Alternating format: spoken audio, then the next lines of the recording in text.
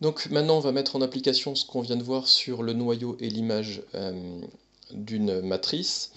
Donc on a vu que on pouvait obtenir un système d'équations pour le noyau d'une matrice en lisant la matrice ligne par ligne. Donc c'est ce que j'ai écrit là, x, y, z appartient à un noyau de A si et seulement si. Donc la première ligne, ça nous donne une première équation. J'ai juste recopié les coefficients, 1, 2 et 4. Et la deuxième ligne nous donne une deuxième équation. J'ai réécrit les coefficients 2, 3 et 3. Ensuite, méthode du pivot de Gauss, je me débarrasse du 2x qui est là en faisant L2 reçoit L2 moins 2 fois L1. Et puis ici, normalement, on a l'habitude de faire disparaître le terme qui est ici. C'était plus simple de faire disparaître le 2y, il suffit de faire L1 reçoit L1 plus 2L2, ça fait disparaître le y, j'ai terminé puisque j'ai trouvé x et y en fonction de z. Donc le noyau de A, c'est tous les triplés de la forme 6z moins 5z, z avec z dans R. Évidemment, on constate que là, on pourrait factoriser par z, et on obtient donc le vecteur de 6 moins 5, 1. Donc ça, évidemment, c'est une droite vectorielle. Pour l'image de A,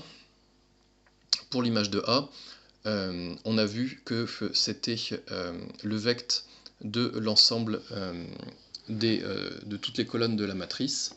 Donc j'obtiens ce vecteur-là. Évidemment, 1, 2, donc, enfin ça c'est un sous-espace de R carré. Et rien que quand je regarde les deux premiers vecteurs, ils sont déjà non collinéaires, donc les deux premiers vecteurs forment déjà une famille libre. Or on sait que quand on a une famille libre, le nombre de vecteurs qu'elle contient est forcément inférieur ou égal à la dimension du sous-espace. Donc là, 1, 2 et 2, 3, c'est une famille libre de im de A. Donc im de A est de dimension au moins 2, puisque il contient une famille libre à 2 vecteurs. Or, im de A, c'est aussi un sous-espace vectoriel de R carré. Donc im de A est aussi de dimension au plus égale à 2, donc au moins 2 et au plus 2. Donc im de A est de dimension 2, c'est-à-dire im de A égale R carré. Donc là, j'ai vraiment appliqué les deux méthodes qu'on vient d'expliquer dans la vidéo précédente pour obtenir le noyau d'une matrice et l'image d'une matrice. Évidemment, ça aurait probablement été plus judicieux ou plus rapide, dans ce cas-là, mais pas forcément dans tous les cas, d'utiliser le théorème du rang, donc plus précisément la formule du rang. Donc la formule du rang, j'aurais pu par exemple commencer avec cette méthode-là par trouver le noyau, juste constater que le noyau est de dimension 1, et appliquer la formule du rang qui dit que la dimension de l'espace de départ, donc l'espace de départ c'est k cube, r cube si vous préférez, donc la dimension de l'espace de départ, c'est-à-dire 3, est égale à la dimension du noyau plus la dimension de l'image. Dimension du noyau c'est 1, donc la dimension de l'image ce sera 3 moins 1, ce sera 2, et donc le simple fait de savoir que la dimension de l'image est égale à 2, comme on est dans un sous-espace de dimension 2, R2, on obtiendrait directement que l'image de A, ce serait R carré. Ou inversement, vous pouviez commencer par déterminer l'image de A, vous trouviez que l'image de A c'était R2, donc c'était de dimension 2, vous appliquez la formule du rang, 3 égale 2 plus la dimension du noyau, j'en déduis que la dimension du noyau vaut 1, c'est-à-dire que c'est une droite vectorielle. Alors bien sûr, j'aurais juste su que c'est une droite vectorielle. Mais quand on a une droite vectorielle, c'est très facile de la déterminer. Il suffit juste de trouver l'un de ces vecteurs non nuls. Je vous rappelle qu'une droite vectorielle est engendrée par n'importe lequel de ces vecteurs non nuls. Maintenant, on arrive dans le vif du sujet. Ce qu'on voulait ici, surtout, c'était définir le rang d'une matrice. Donc la démarche, c'est exactement la même que celle qu'on vient d'utiliser pour définir le noyau et l'image d'une matrice. On passe par l'application linéaire canoniquement associée. Donc je prends une matrice A, je prends U, l'application linéaire canoniquement associée à cette matrice, et je définis le rang de A comme le rang de U.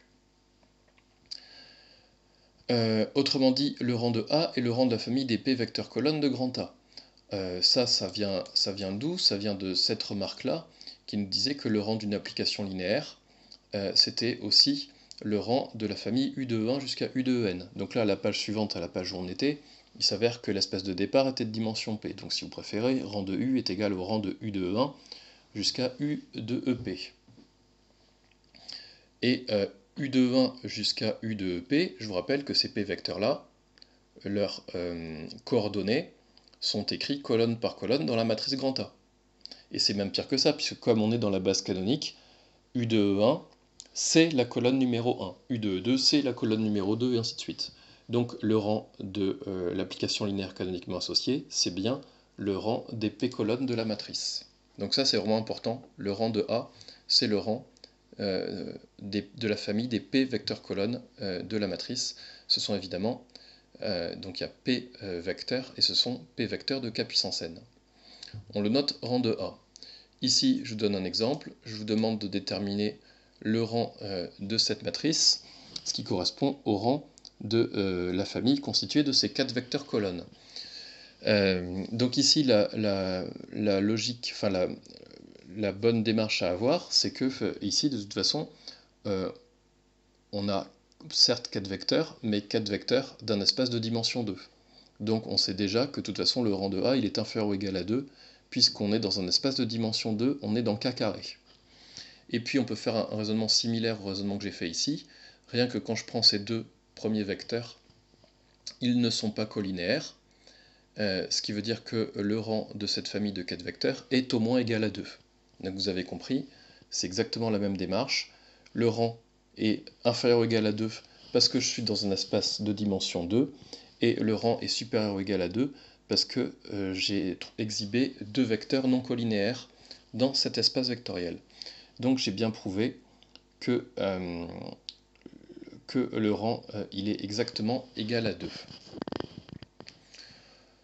Pour des matrices carrées, le rang donne une caractérisation d'inversibilité. Si A est une matrice carrée, alors A est inversible si et seulement si son rang est maximal, c'est-à-dire si et seulement si son rang c'est n.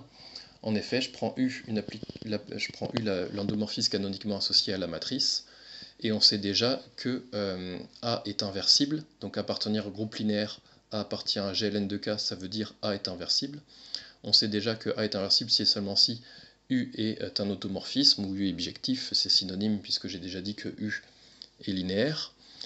Et on a démontré dans le chapitre sur la dimension finie qu'un endomorphisme en tout cas, d'un espace de dimension n est un automorphisme si et seulement si son rang est égal à n. Et par définition, rang de U et rang de A, c'est la même chose.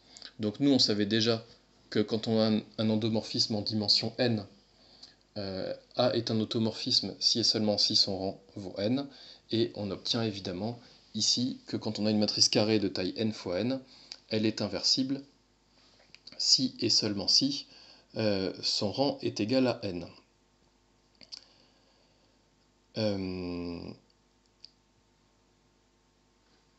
Ouais, j'ai plus trop le temps pour la suite. Je vais montrer la suite dans la prochaine vidéo.